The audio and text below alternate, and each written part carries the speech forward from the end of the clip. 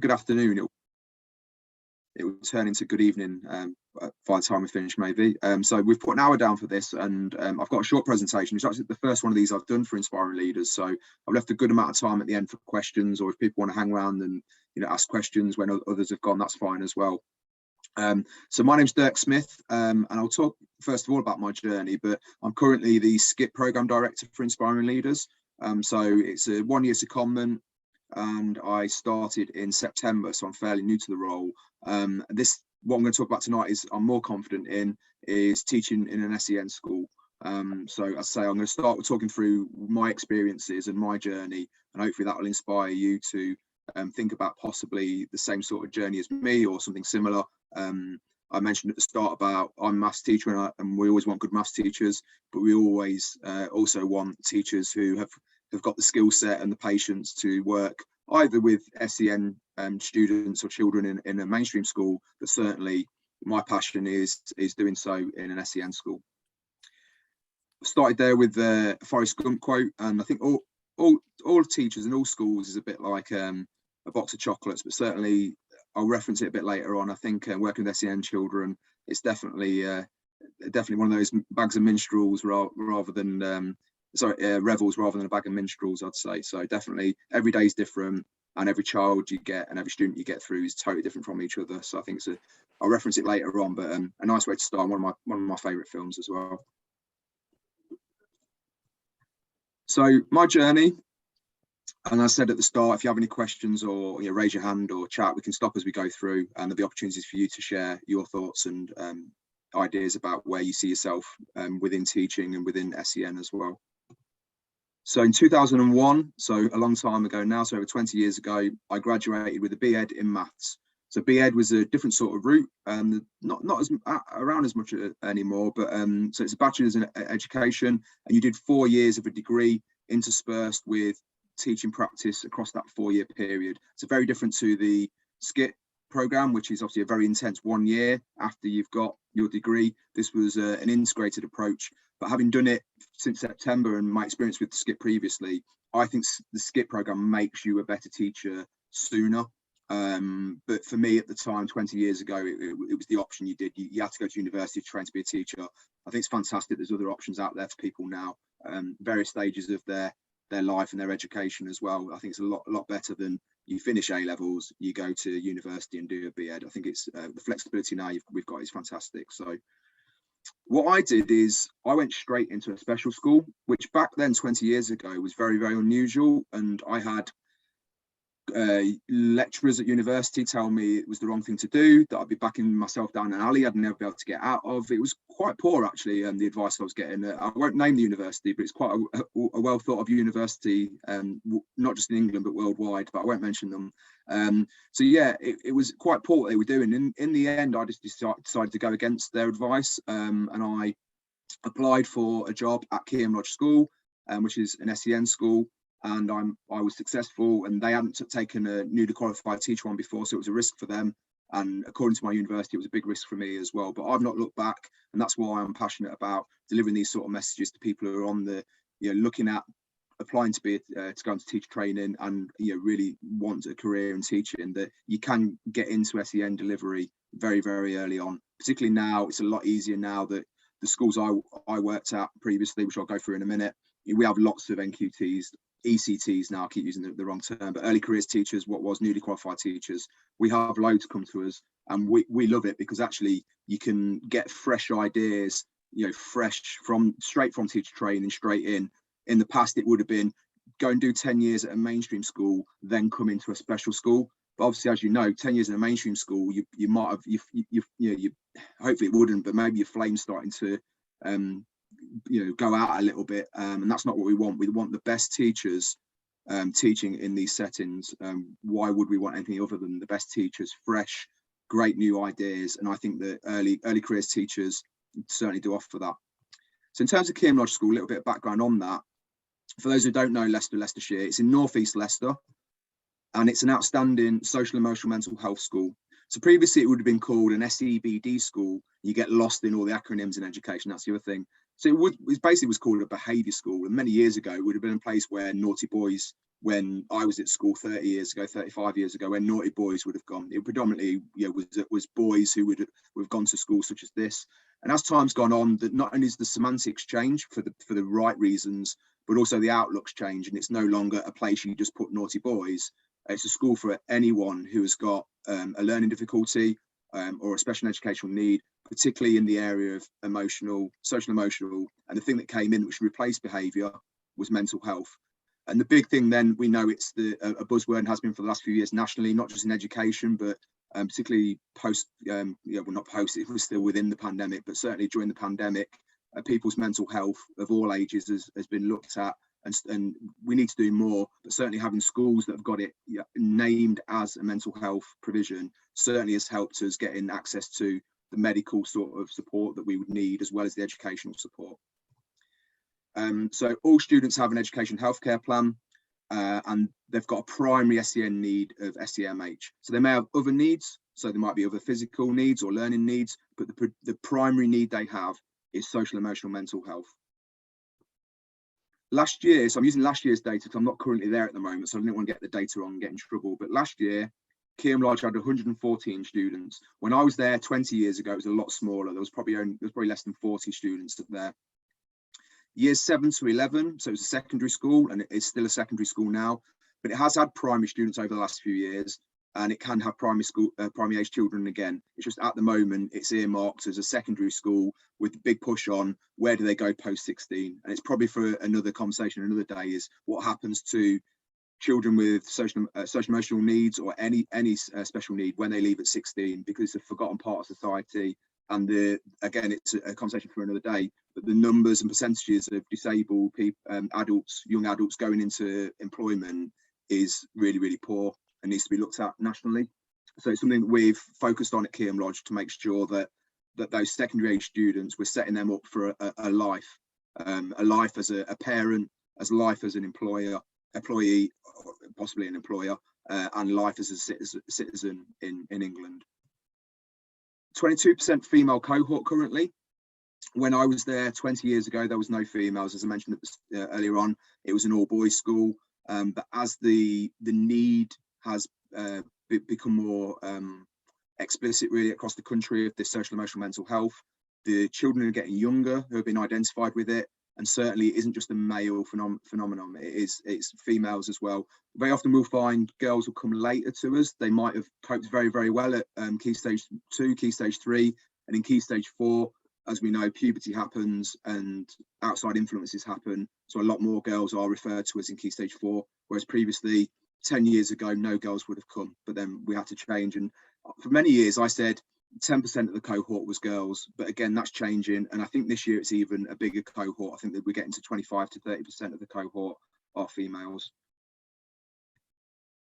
In 2005, I had another job opportunity that I decided to go for, being a big Leicester City Football Club fan.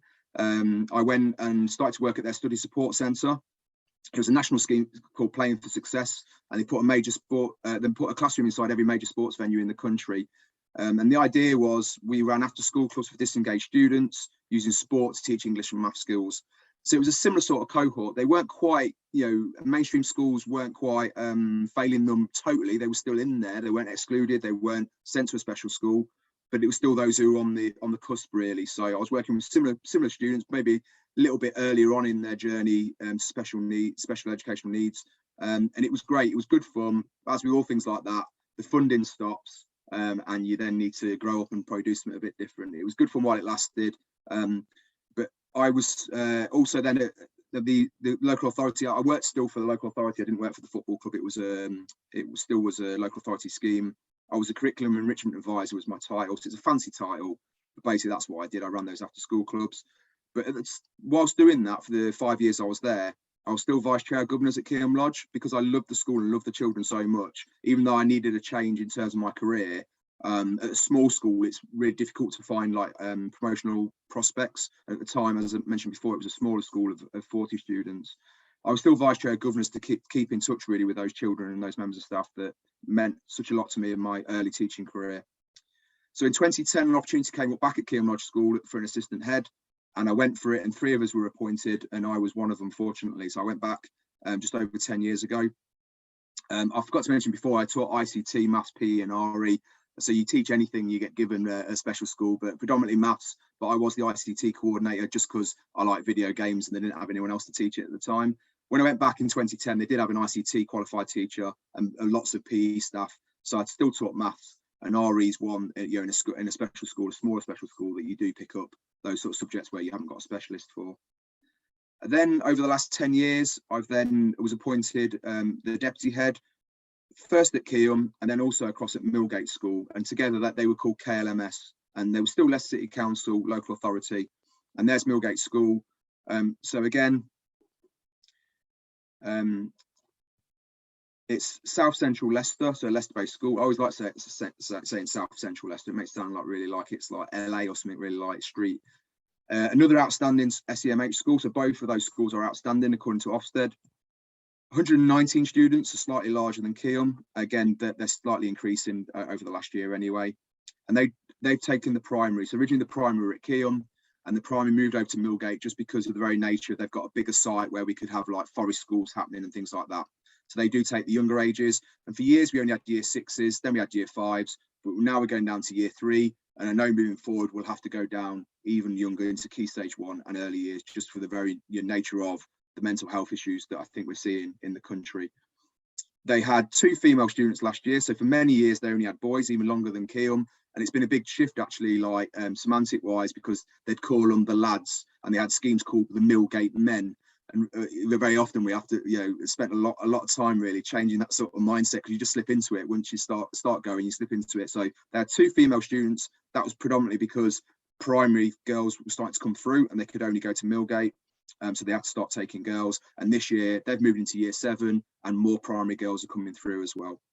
And it's also got a residential facility. So it has 7 bedrooms where students and children can stay overnight. Originally, it would have been enforced on them as part of their educational healthcare plan if they lived outside of the area. But now it's almost like a thing that they choose to do. So it's an optional thing. So students will opt to stay overnight because they might want to go to the cinema with a group of staff and a group of students who are staying over. And then rather than going home, they'll have food there and stay overnight. And they'll be nice and set up well, particularly those who've got quite obviously turmoil in their home lives. They're set up really well for the next day. So it's a brilliant resource we've got.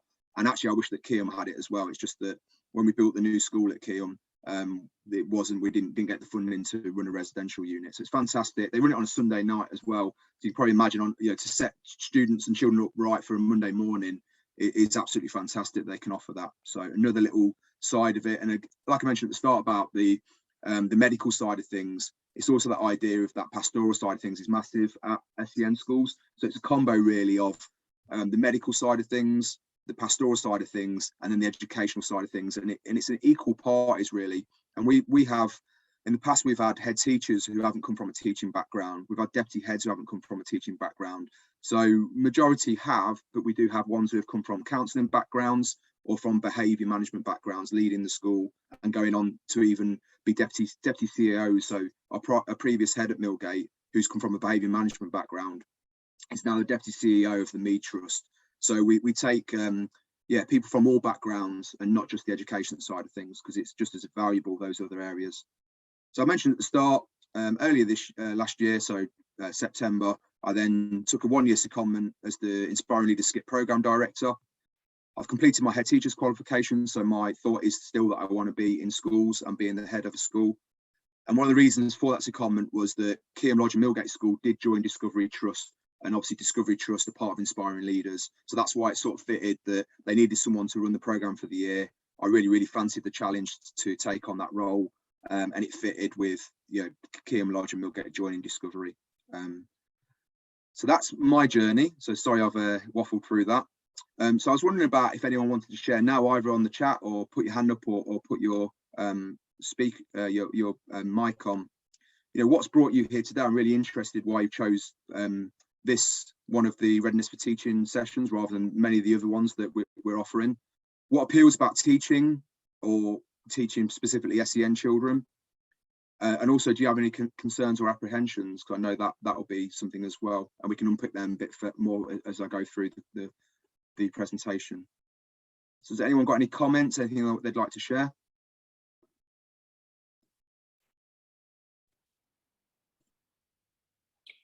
At the moment, as I said earlier, I'm doing TA course at college and alongside doing some volunteering in a secondary school. And basically a lot of the children I'm working with are SEN children, but in a mainstream school. And my son as well is on the spectrum. So I kind of have a lot of it going on around me. And I just see how much I can help those that I am in school with in particular, and knowing that if they are in mainstream in particular, they don't necessarily get the help they do need. And that's kind of why I thought I'd come and see what was being said. Thanks for sharing that, Alison.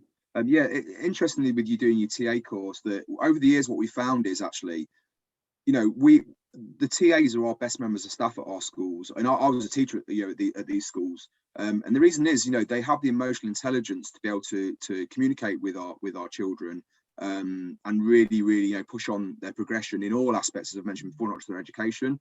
And actually, the best teachers we've had coming through over the recent years have been TAs at our school that we've gone, you've got it, you've got everything you need, you've got all the attributes with emotional intelligence, the work ethic and everything that you need. Let's train you within our setting. So we do have some people at the moment who are training at Redhill who are TAs at Keelm, and they're training almost like on the job, so as a salaried route. So yes, definitely doing a TA course. TAs are our best resource, and I know there's been a lot of research over previous years that they've now backtracked on the idea of what a costly resource TAs are compared to the impact they have. But certainly in a special school setting, they're invaluable, you know, because the ratios are, you couldn't afford to run an SEN school if you only had teaching staff, because the ratios you need, just for an example, as I've not mentioned it, you know, we would have 6 to 8 children in a class in our schools, as opposed to 30, 35 in a mainstream school. And then with that, you'd have a teacher and at least one TA, and a learning behaviour team, a counselling team, a therapeutic team, and all the other aspects that you do need. So that's why, you know, there's a lot of funding attached to SEN children, and also there's that dynamic between the TAs and the teachers is absolutely vital. So I think that's a really good thing to be doing. In terms of like because I think you brought up there, Alison, about the mainstream versus an SEN school, that's where Leicester and Leicestershire, obviously where I've spent all of my career, is very different to other areas. So for those of you who are in Nottingham, Derby, if you go out and about, you'll see it's quite different. And you know, in the past, it has been, you know, we've been accused of it being more exclusion than inclusion, because why can't we have just rooms or buildings within a mainstream school for SEN children? And I think that's totally, you know, we back that, and we support schools who have their own settings. But it comes to the point where if a child needs a group of 6, and a school that only has, I say only, it's a secondary school with 100 children, and it's very different, isn't it? Because in a mainstream school, yeah, they can be in a group of 6 in a little room, but when they step out of that, there's 1,200 kids roaming the corridors. So I'm still passionate around having those schools that are specifically named for a certain need. And I know that's controversial, not everyone agrees with that, but Leicester certainly have still got that model. If you come to Leicester, there's a special school for every variety of need, as well as there being inclusion units within mainstream schools. And I think that's, everyone can then decide, like, I went to a different school to my brother because it was right for me, and that school was right for him. And it's only the same as that, really, that if, you know, I would do the same with my children. I've got two young children, one at school, one not. But if I needed to send them to a different school because of their need, whether it was a special need or not, everyone's on some spectrum, aren't they? I think, you know, everyone's got a need of varying kinds, and you set the school for them. But thanks for sharing that, Alison. That's really nice. Has anyone else got anything to share about why particularly you've tuned into this?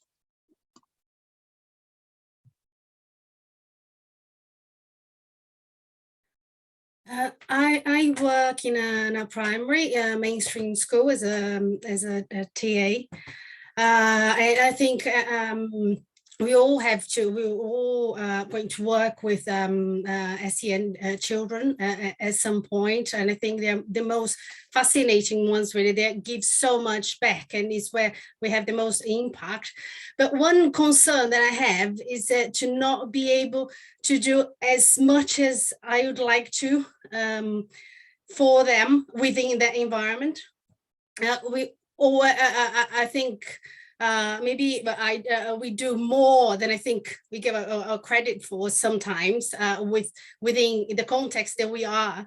But I always feel that, I would like to work more closely or give more time, to them, and that is not always possible. Yeah, no, I understand. And that, again, Erica, that's why I think an SEN school, gives you that. Like, I've never felt that I've not been able to give my all to a group of children or an individual child, because we do have the time and space afforded to us. And sometimes, I feel bad when I speak to other people who work in mainstream schools, because they'll go, yeah, but you haven't got league tables to batter you, and we don't. But what we do have is we have the idea that I want my children at my schools to be able to hold their head up high with their peers. So that's the pressure that we have. So even though, like, yes, Kim and Millgate, they do GCSEs, but no one would come in and say, why didn't they get 9 A stars or grade 9s as they are now? No one does that, but I want those children to be able to, and those students to be able to hold their head up high to say, I got 5 grade 5s, I got 7 grade 7s, and still do that. So even though no one else will come in, there's your own, there's pressure on yourself, and the children, the students, they're clever kids. They'll come to you straight away and going, what that you're failing me, why am I not getting a grade 9 in this like my mate is, and stuff like that. So I think we're afforded that time and space, which is good. And I say I do feel bad about that sometimes. But the thing around why you're here, I think I take it on board, and some of people might be like that. You might just be interested in, like you say, specializing in SEN in a mainstream school, and that's fine as well. And I think that's the thing that I found frustrating 20 years ago, was it was almost like unheard of. It was almost like, because there was that divide, special needs kids went to special schools, mainstream kids stayed in mainstream school. So when I said I wanted to go to a special needs school for my NQT year, that idea of being backing down an alley was really naive and short-sighted, because now we're in high demand. I think, and this is not me personally, I'm not in an arrogant way, but my skill set, I only spent 20 years in special needs schools. I could go and get a job anywhere in the country, because that's what's the biggest concern of teachers in mainstream settings, was behaviour, and it's how to reach the children with specific learning difficulties. So I could predominantly behaviour again. So I could go. I know I could go and get a job anywhere in the country. Was 20 years ago. In a way, what they were saying was, when you're going into senior leadership and you want to be a head teacher, like I've done my head teacher's qualification, as I mentioned, you won't ever be able to go into a mainstream school because you've never taught in a mainstream school. Well, it just shows now. I've got I'm the program director for Inspiring Leaders, which is a mainstream teacher training program. And I've never taught in a mainstream school. And I have to be honest over that. I'll tell you, I've never taught in a mainstream school, but I'm the program director for Inspiring Leaders, because my skill set is just as valid, if not more valid, in the modern school setting. I think, with the SEN background I've had, you can go and teach anywhere if you work in an SEN setting early on in your career. Look, there's a couple of comments in the chat box. The first one's from Stacey. So Stacey says she's currently working in a mainstream school as a TA. This year she's working one-to-one supporting an autistic child with PDA in year 2. She's found it really, really rewarding working with the child and seeing the improvements that she's made to how he can now regulate himself and join in with his education. Yeah, thanks for sharing that, Stacey. I've got it later on actually, but that idea of rewarding. So I imagine, like me, you want to go into teaching because you want to make a difference, and it's rewarding to make a difference. And I just think that working with SEN children or in SEN settings, you can multiply that by 100. You're making 100 times more difference, and so therefore it's 100 times more rewarding. There's downsides to that, which I'll talk about later on, but definitely that idea of how rewarding it is. It's hard work, but it's definitely rewarding because you feel like you're making a difference to that individual, and it isn't just about what you're doing with those 100 young people, what you're doing with those 1,000 young people. You can name that person and say, I've changed that for that person, and that I think means more, even if you only do it once, and then hopefully you don't, but then you leave teaching forever. At least that you've changed one life. You go through your whole teaching career and you get told you've changed thousands of lives, but you haven't got a name to say, yeah, that's it. They've not contacted you 10 years later to say thank you, and the things you will get from working with special needs children. So thanks for sharing that, Stacey. You're doing an amazing job as well. So well done, and yeah, please consider us, all of you, for if you want to become a teacher. You know, that would be fantastic to have this sort of skill set within our program as well. We've got another one as well, just before I move on. Joe? Yeah, sorry, I'll read it for you. It's Adele, who's got no background in teaching, but is a submariner in the Royal Navy. Wow. So lots of transferable skills there, I should imagine. A family-friendly job, always wanted to teach, needs a bit of advice in knowing where to start. There we go. So that's that one. That's fine. We can help you with that, Adele. What I'll do tomorrow morning is I'll get in touch with you, Adele. I'll be more than happy to go through the pathways and things like that. But definitely being a submariner in the Royal Navy. What do you think, Dirk? Plenty of cross skills there, I think. 100%, and definitely for an SEN setting as well. But yeah, like Joe says, that Joe will be able to go through like the routes into teaching, because as I mentioned at the start, there's lots of flexibility nowadays with how you can get into teaching, where it was very limited 20 years ago.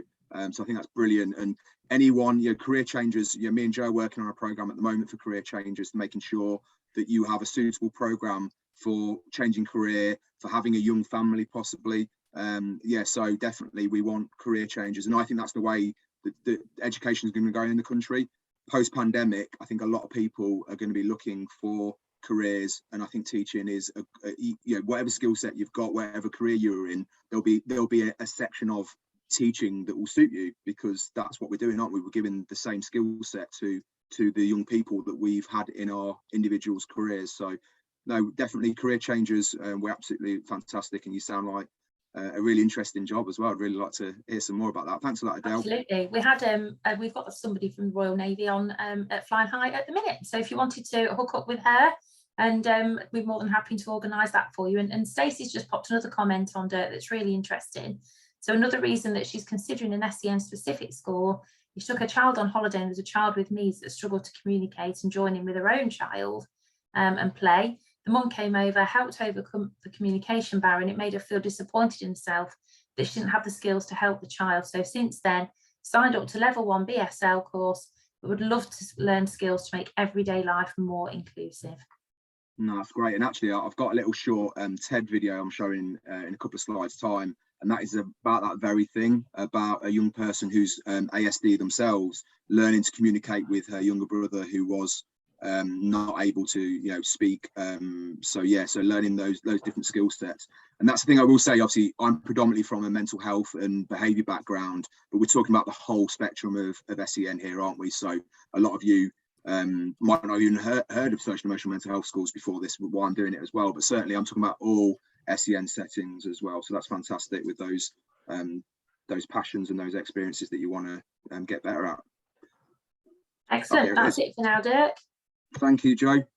Oh, here we go. It's just a short, I think it's a 6-minute video. So following on greatly from Stacey's point, actually, and some of the things we've talked about ASD. So hopefully it'll work. Joe will tell me if it doesn't.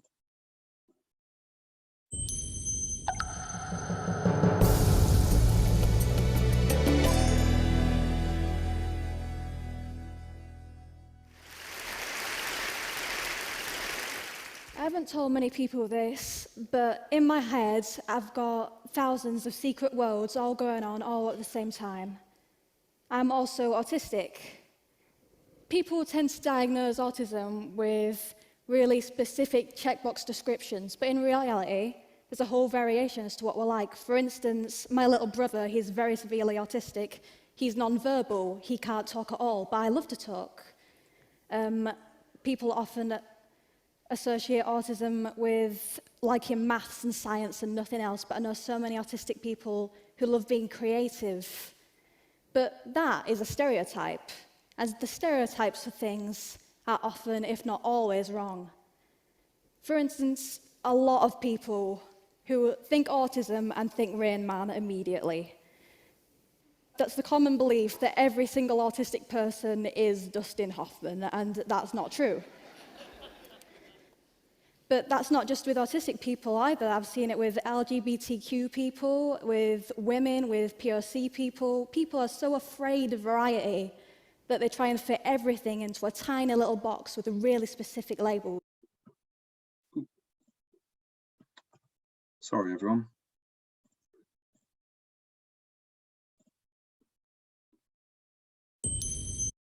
But I love to talk, and if not always wrong.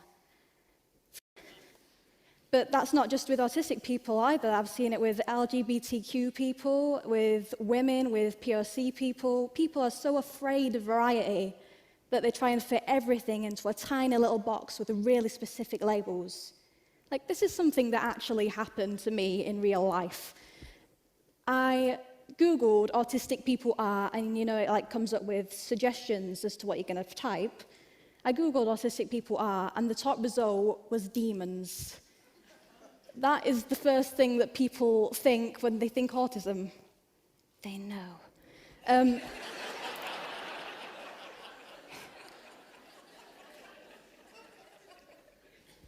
One of the things I can do because I'm autistic, it's an ability rather than a disability, is I've got a very, very vivid imagination. Like, let me explain it to you a bit. It's like I'm walking in two worlds most of the time. There's the real world, the world that we all share, and there's the world in my mind. And the world in my mind is often so much more real than the real world. Like, it's very easy for me to let my mind loose because I don't try and fit myself into a tiny little box. That's one of the best things about being autistic. You don't have the urge to do that. You find what you want to do, you find a way to do it, and you get on with it. If I was trying to fit myself into a box, I wouldn't be here. I wouldn't have achieved half the things that I have now. There are problems, though. There are problems with being autistic, and there are problems with having too much imagination. Like, school can be a problem in general, but having also to explain to a teacher on a daily basis that their lesson is inexplicably dull, and you are secretly taking refuge in a world inside your head in which you are not in that lesson, that adds to your list of problems. Also, when my imagination takes hold, my body takes on a life of its own. When something very exciting happens in my inner world, I've just got to run, I've got to rock backwards and forwards, or sometimes scream. Like this gives me so much energy, and I've got to have an outlet for all that energy. But I've done that ever since I was a child, ever since I was a tiny little girl, and my parents thought it was cute, so they didn't bring it up. But when I got into school, they didn't really agree that it was cute. It can be that people don't want to be friends with the girl that starts screaming in an algebra lesson. And this doesn't normally happen in this day and age, but it can be that people don't want to be friends with the autistic girl. It can be that people don't want to associate with anyone who or can't fit themselves into a box that's labelled normal.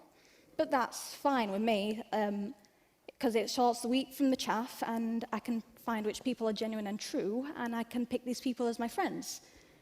But if you think about it, what is normal? What does it mean? Imagine if that was the best compliment you ever received. Wow, you are really normal.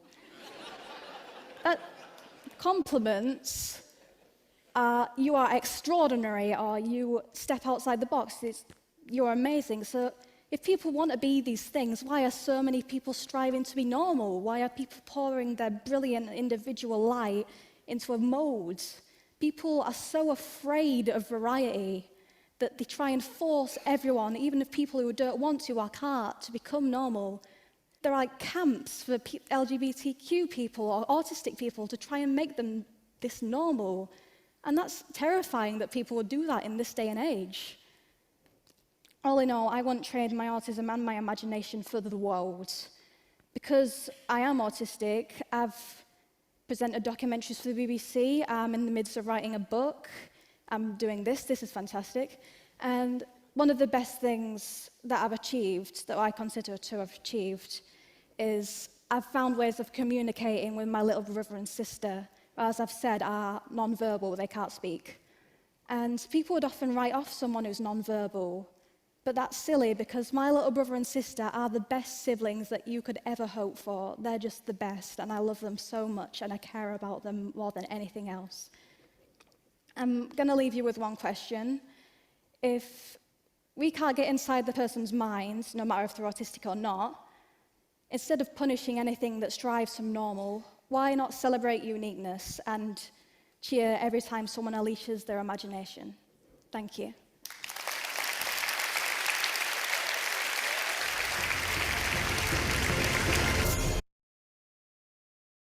Hopefully that worked okay. Yeah, so again, just for a couple of minutes, I'm conscious I do want questions at the end. I've got a couple more things to go through, a couple more slides. But has anyone got any particular thoughts? Again, you can put it in the chat on Rosie's talk. Did it increase the appeal to work with SEN children? In this case, predominantly ASD, and there are ASD schools. There's one that next door to Millgate in Leicester currently, so Ellesmere. Or did it worry you at all? And that's okay as well. You know, she did reference when she was at school, other children not wanting to be friends with a girl who ran out screaming at a lesson, or was overtly rude to the teacher by just saying your lesson's boring. So yeah, any thoughts, any comments just for a couple of minutes? It can be chat or it can be open mic, that's fine as well.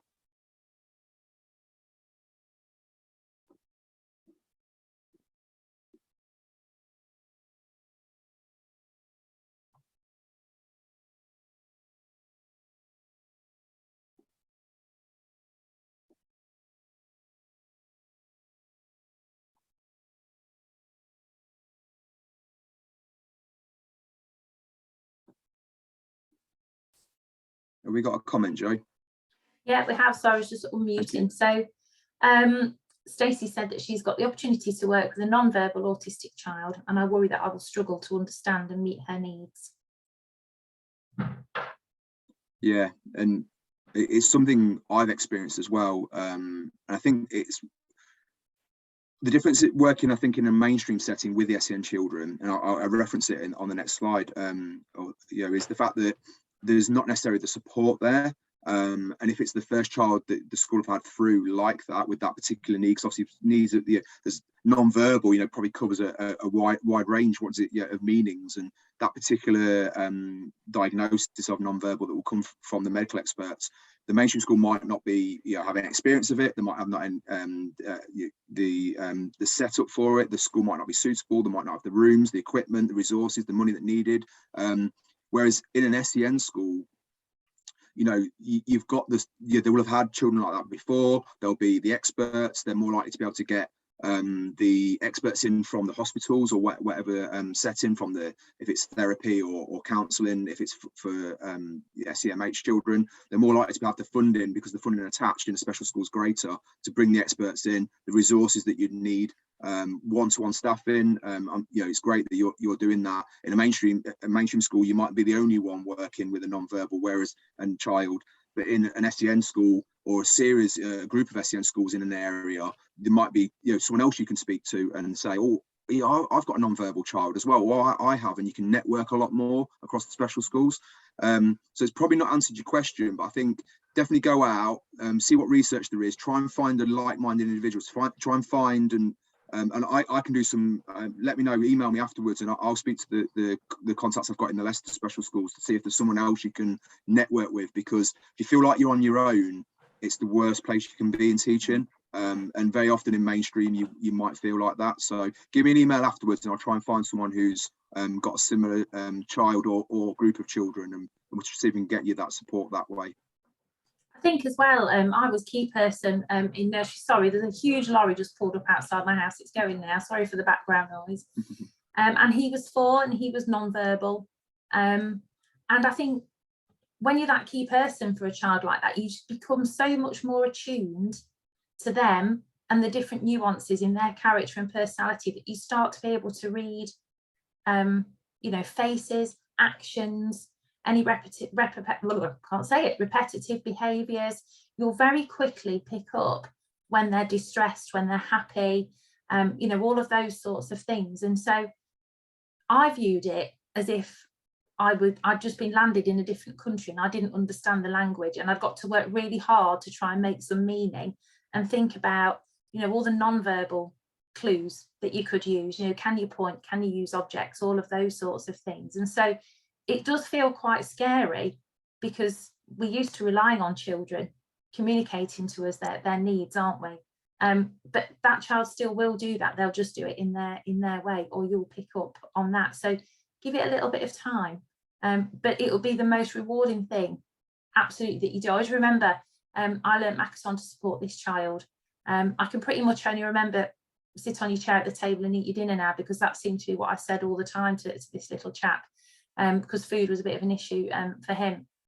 But I also remember turtle, and he loved turtles. So if you ever need a lesson in Makaton and turtle, I'm your person. But you know, you will pick up on that. And then one day, the sign for proud of you, I used to say all the time, because I'm quite a tactile person, so it was quite odd not to, this child didn't respond very well to sort of physical touch and things like that, whereas you'd perhaps, you know, thumbs up for you know, the other children.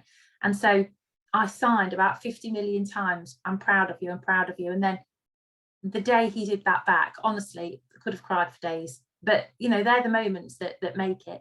And it didn't ever matter ever again if he didn't sit at the table and eat his dinner. But I remember one funny story. We had Ofsted in, and I was serving lunch to the children, and just the very fact that she was in the room and somebody different, he went over and exhibited a lot of his repetitive behaviours, which were quite destructive when he was distressed. And I remember having to ask, being very brave, and having to ask the Ofsted inspector to leave the room and try and explain, because I knew that it would just be a big disaster if she didn't. And then finishing off sort of the lunch with the children, absolutely petrified that we would have failed the Ofsted inspection, because I've just had to ask her to leave the room. And actually it wasn't the case at all, because you'll know your children and you know what's right for them, and you'll know their triggers, and you'll share their celebrations, you know, and that's really, really important too. So go for it. But yeah, defo connect with Dirk, because he's the man, he's the main man, but you'll be absolutely fine. Okay. Thanks for that, Jo. It's a great bit of advice to Stacey there. I didn't click the chat box, Jo, because it messed it up for me before. So sorry, I'll keep pointing on you. Is there anything else? Yeah, no, we're all good. Stacey's just said that she can see how wonderfully bright she is and really wants the opportunity to support her. So Stacey, you'll very much learn while she's learning, and that's a really great thing, that you'll be sharing that journey together. And so it's gonna be amazing. Defo. Thanks, Jo, and thanks, Stacey, for sharing that. So I always say it's working in SEN school is the best place to be. And that's why I could have worked anywhere in the last 20 years, and even, like I say, even at the football club, it was still children who probably would have ended up at schools like Kim and Millgate. So why do I think it's the best place to be? So this links to that Forrest Gump quote, really. So every moment, every day is different, and a lot of these that I'm going to go through, as I said before, it's the same as why I'd say go into teaching, but times 100 at a special school. So every moment, every day is different. And like, you know, Forrest Gump said, you never know what you're going to get, and that's why I love it. You go in and you're not sure what's going to happen. There can be some downsides over that, which I'll go through on the next slide, but it's definitely amazing going in and not knowing what's going to happen, and you know it's going to be, whatever happens, it's going to be fun. But the other thing with that is the support's there. I mentioned this before a couple of times. Why I think you know, teaching, I'd rather teach 6 students with severe behaviour difficulties, knowing what they need, why they're there, what works for them, and knowing I've got the support mechanisms of a special school around me, than teaching a class of 35 where you may have 1 or 2 with undiagnosed special needs or behaviour difficulties, whatever it might be, and the support mechanisms not being there. Because people always say, oh, wow, how can you have 8 kids who behave like that? That's the reason why, because I think 1 in a group of 35 can be more difficult than 8 in 8 if you've got the right things there. And going back to the Forrest Gump analogy of the box of chocolates, I suppose it's a bit like having that little menu card when you get those posh chocolates at Christmas, knowing you know exactly you've got that to support you, so you know what, when you unwrap that chocolate, you know what's going to be behind it.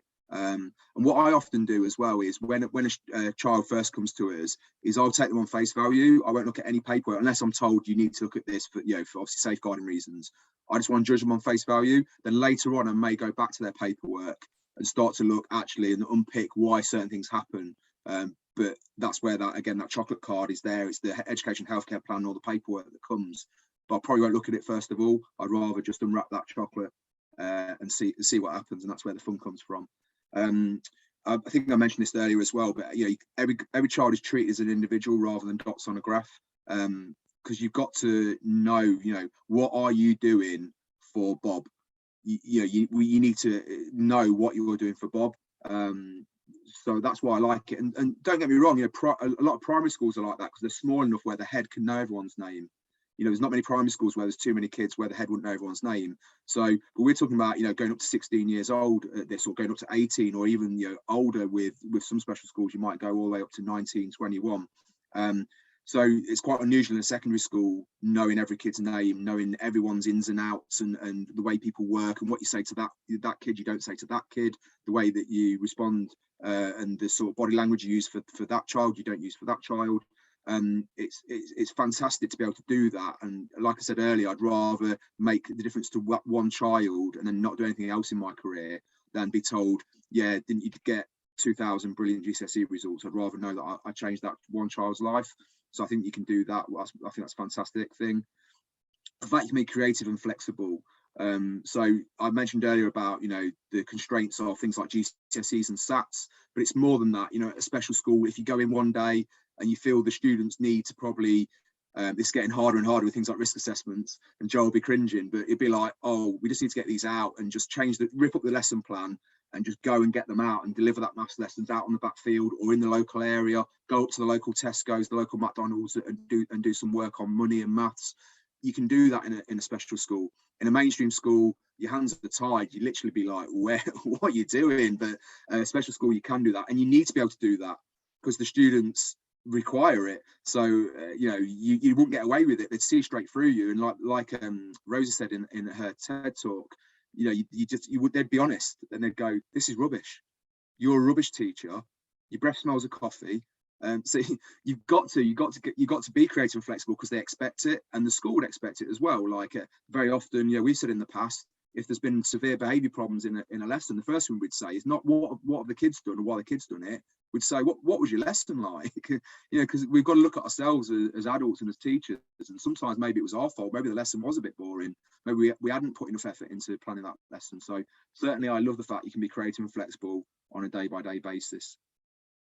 And like I mentioned earlier, you can make a difference teaching full stop. So definitely do it. You know, it's an amazing career, and I don't want to do anything different. But in a special school and working with SEN children, you can make an even bigger difference.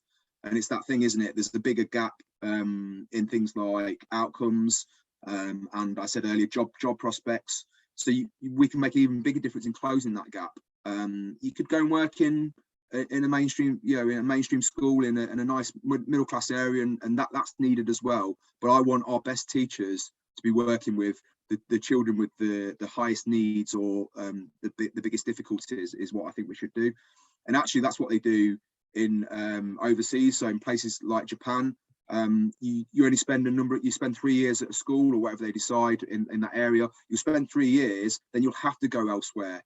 And that's the idea of moving the best teachers round. So they will go and work in the toughest areas. They will go and work with the children who have got the biggest need. Because what you'll find is the best teachers eventually will just sit in those. They might go to the private schools, or they might disappear from the system altogether. So I think that idea is of moving them around is a really good idea. From, I say, places like Japan, I know that they do that with their teachers. They make them move around for that very reason. The best teachers need to be working with the hardest to reach children.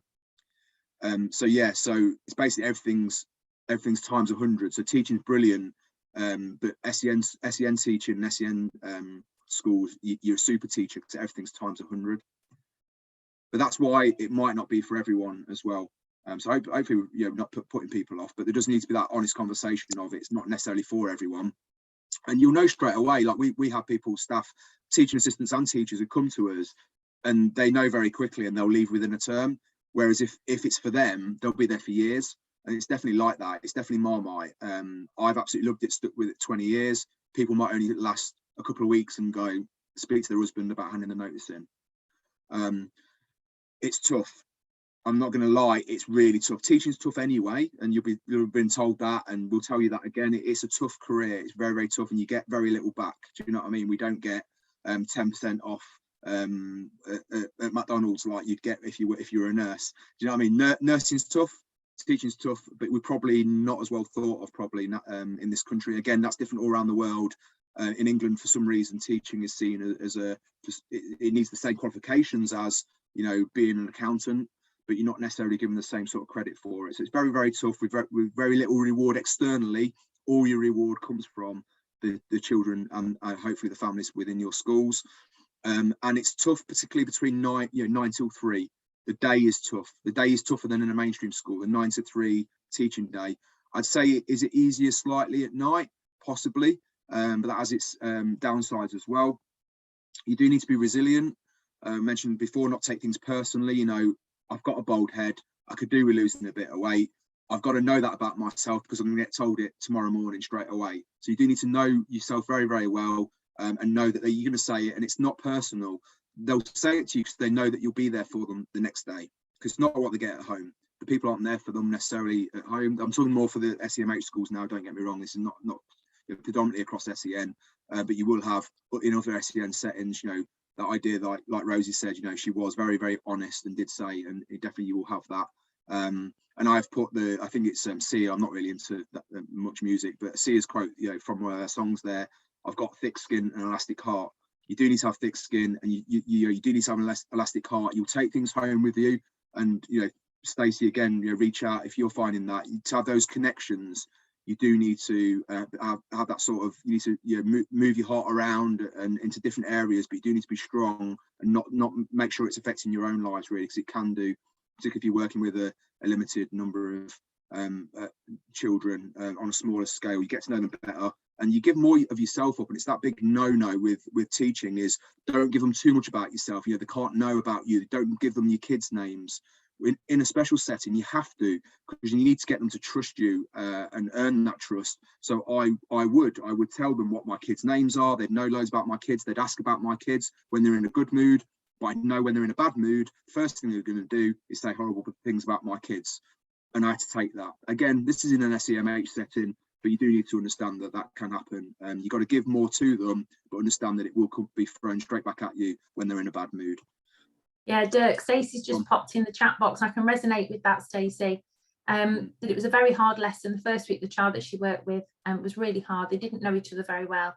And he had an episode that involved a hockey stick, which was terrifying.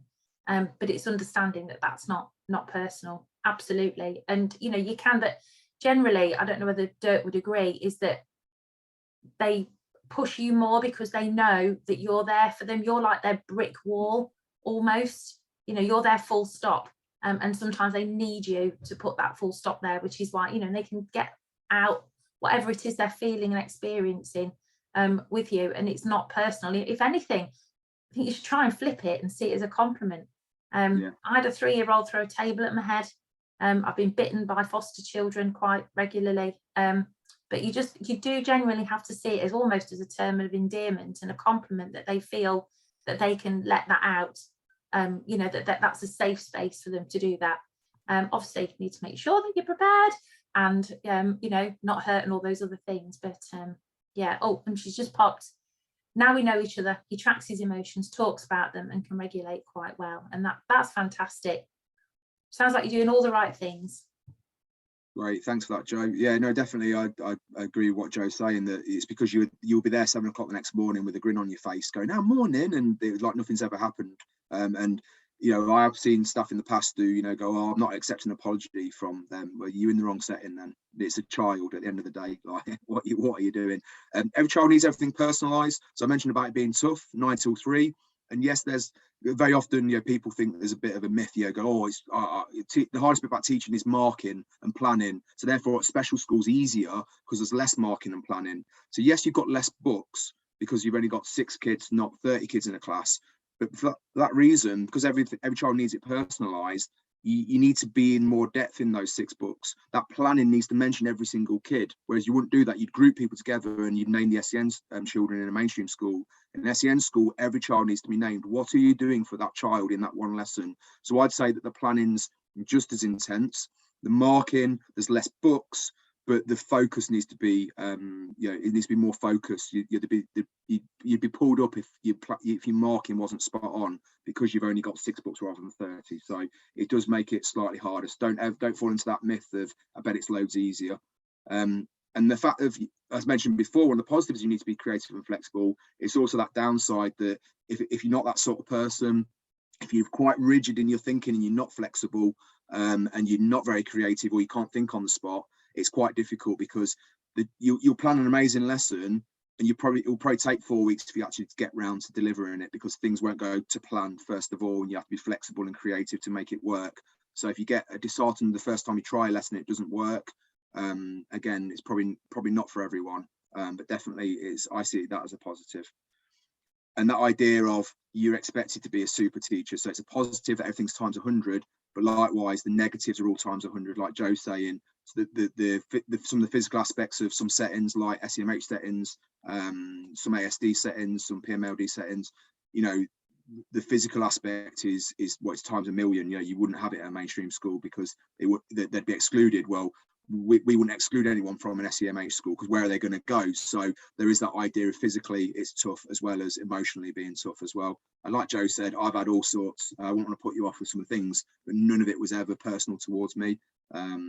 It's just, it is what it is. It's the nature of the setting that you're in. So hopefully that's not put everyone off. So yes, please, where do I sign up? So it's the final bit. So obviously we're here on behalf of the Inspiring Leaders SCIP programme. What I will say is, I think I mentioned it right at the start when I talked about my own career, this is a mainstream programme that we're offering. What we're not doing is we're not offering a SEN specific route. Some training providers do. We're adamant we don't want to do that. And the reason is that I'd want, and same as in a way what I'm doing my own stuff at Kim and Millgate currently, is I'd want them to be able to go and teach anywhere in the country, and therefore I'd like you to be able to go and work anywhere in the country in every setting. So if we offered, we might do in the future, but I just think with SEN qualification, you're doing what I was warned of 20 years ago. You'd be backing yourself down the corner. You'd only be able to teach probably an SEN setting, unless people could look past your qualification, which hopefully they would after a few years. So I think we'd want you to go and to be able to teach anywhere in the country. So if you're a secondary teacher, I'd want you to go and teach 35 kids A-level maths at your local comprehensive. I'd want you to be able to do that, and you wouldn't be able to if you had an SEN teacher training qualification. So we offer a mainstream SCIP programme. But what we could do is you go into 2 schools in primary, you go to 2 different school placements. You could have one term in a second school that could be one of a special school. If you're in Leicestershire, you could be in Millgate School. You know, we could arrange for you to have, if you were doing well in your first term and you had that passion still for SEN teaching, you could go and do your second placement in Millgate, for instance. We do have staff at Millgate and Keelham who travel from Nottingham every day, so it's not, you know, there is that logistical thing, but we do have permanent members of staff who have come along, had a 1-week placement, loved it, and got jobs there. So people do travel to work at these settings, and we do have links elsewhere in the East Midlands. If you're in secondary, you do 6 weeks in a second school, and again, that could be at Keelham or it could be at Millgate. So you could do your mainstream placements, and you could go and specialise in a secondary school. We also have modules, so inclusion modules, SEN modules, both in our main programme, but also at university, and that's other opportunities to specialise in SEN as well. When you go on to be an early career teacher, there'll be more opportunities.